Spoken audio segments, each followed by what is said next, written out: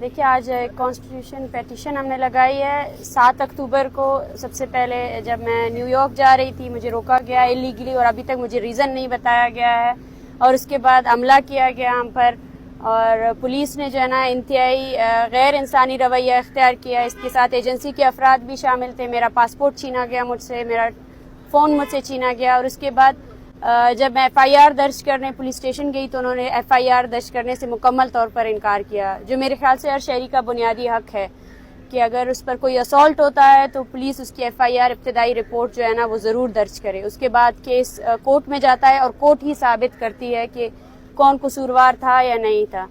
तो अफसोस के साथ ये कहना पड़ रहा है कि इस मुल्क में जो इब्तिदाई रिपोर्ट है उसको भी जमा करने का इख्तियार बलोचों को नहीं है। मिसिंग पर्सन इशू से लेकर एक आम जो इश्यूज होते हैं उनमें भी FIR नहीं दर्ज की जाती है। किन के कहने पर दर्ज नहीं की जा रही है वो भी हम सबको पता है। तो FIR दर्ज करने के लिए भी हम पेटिशन डाल रहे हैं, और मुझे उम्मीद है कि इस मुल्क की अदालतें इतनी बाइख्तियार हैं कि वो इस केस पर ज़रूर अपना नोटिस लेंगे और ज़रूर इस केस का फैसला आएगा। और साथ साथ जो एक इलीगल ट्रैवल बैन है उसके खिलाफ हम इस्लामाबाद हाई कोर्ट में पेटिशन दायर कर रहे हैं, और हम यही समझते हैं कि जो जजेस साहिबान है वो ज़रूर इस पर एक इंसाफाना फैसला करेंगे।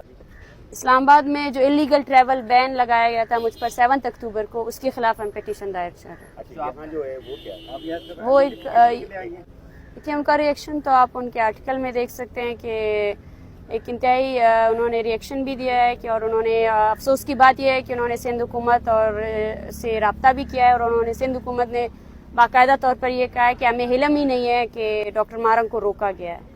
तो ये वो बयानात है जो मतलब इनकी इलेजिटिमेसी को बिल्कुल ज़ाहिर करते हैं कि इस वक्त पूरा मुल्क या सबको पता था कि किस तरह मुझे सफ़र करने से रोका गया, और इस तरह के बयानात से मेरे ख्याल से सिंध हुकूमत खुद जो पुलिस इन्वॉल्व थी वो सिंध गवर्नमेंट की थी। अगर FIA एयरपोर्ट के अंदर जो कुछ हुआ उस पर अगर आप लाइल्मी का इज़हार करते हैं कि उसमें फेडरल गवर्नमेंट इन्वॉल्व है, तो एयरपोर्ट के बाहर जो हुआ उसमें सिंध गवर्नमेंट इन्वॉल्व थी, क्योंकि पुलिस सिंध गवर्नमेंट के अंडर आती है।